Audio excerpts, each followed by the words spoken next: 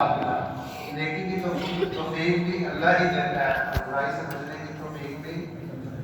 بندہ کا عروج رات ہوتا ہے، دل سے کوئی سبحان اللہ کی توفیق نہ تو بعض لوگ ایسے بھی ہیں، وہ ایک بندے نے بتایا کہ میں روزانہ ملتان جاتا تھا لاہور سے، تو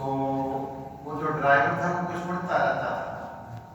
تو میں نے ایک پوچھا یار تم کیا پڑھتے ہی رہتے ہو؟ انہوں نے کہا جلدی والی ایک قرآن پورا پڑھنا تے واپسی دے قرآن پورا پڑھنا،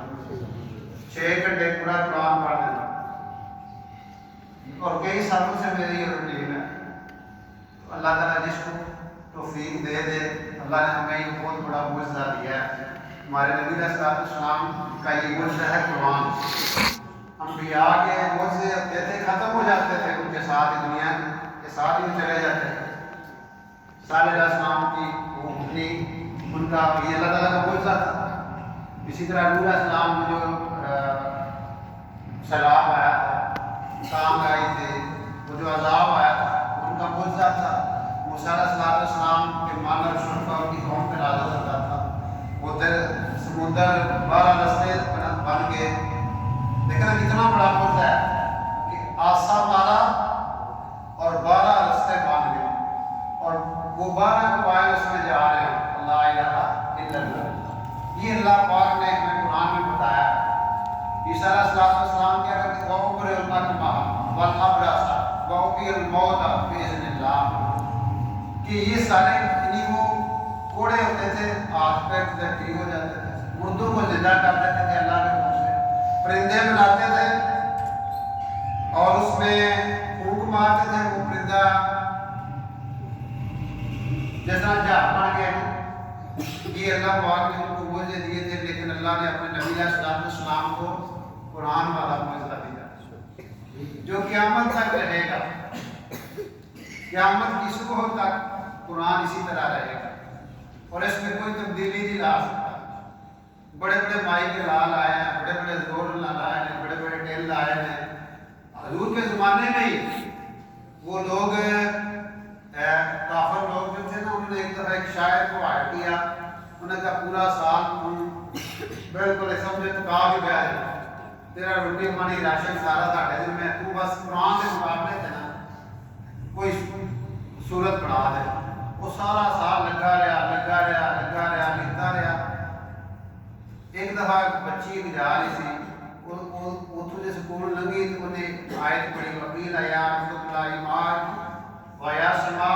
اکلی وکیل الماء وقضی الامر واستوت علی الجود وکیل ابوذ للقوم الظالمین۔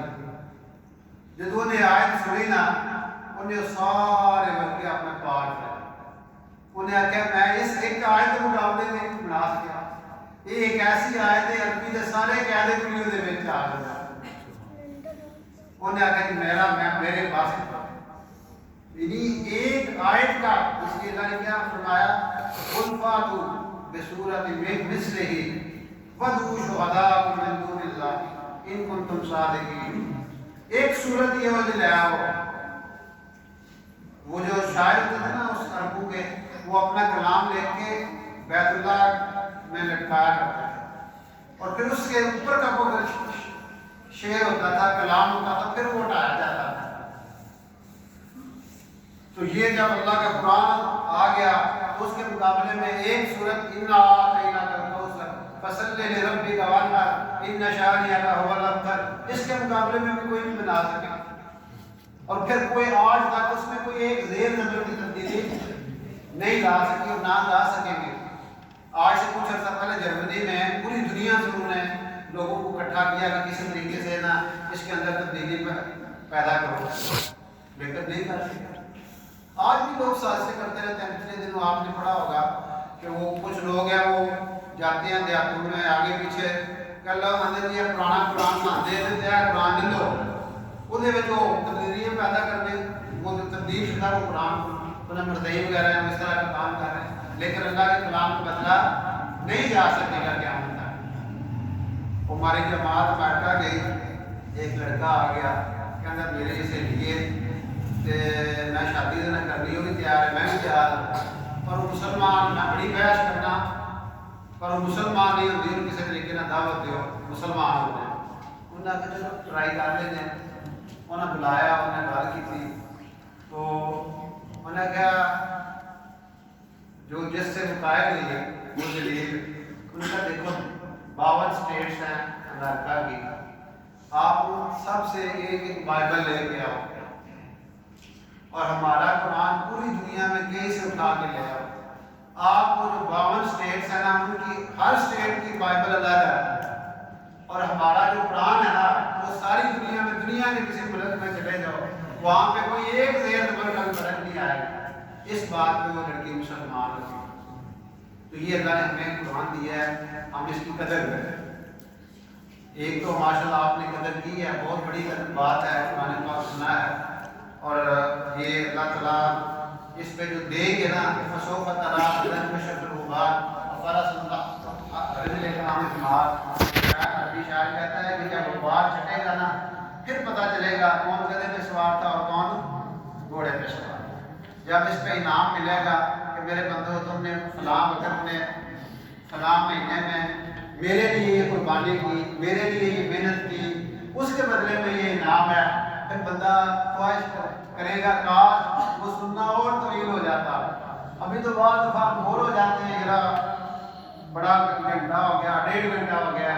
لیکن جب ہمیں انعام کا پتہ ہوگا کہ ایک ایک لفظ پہ ہمیں کیا مل رہا ہے تو پھر ہم دیکھیں نا ہمارے نبی علیہ السلام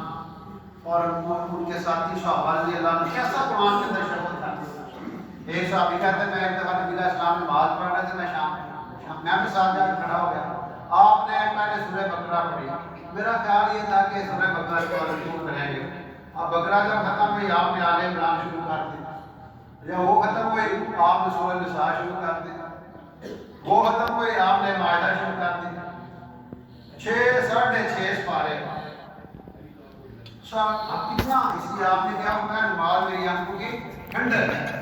ایسے قرآن لذت سے پڑھتے تھے اللہ کرے ہمیں بھی قرآن میں ایسی لذت آ جائے حضرت عثمان غنی رضی اللہ تعالیٰ نے ایک دفعہ ان کے بارے میں کہتے ہیں ایک بندہ بتاتا ہے میں نے دیکھا حضرت عثمان غنی رضی اللہ تعالیٰ بیت اللہ میں آئے اپنی چپل ایک طرف رکھی اور نیت نماز کی اللہ اکبر کیا کہ نماز شروع کی سورۃ فاتحہ پڑھی الف لام میم سے قرآن شروع کیا اور والناس پہ جا کے رکوع کیا والناس پہ جا کے رکوع یہ تھی قرآن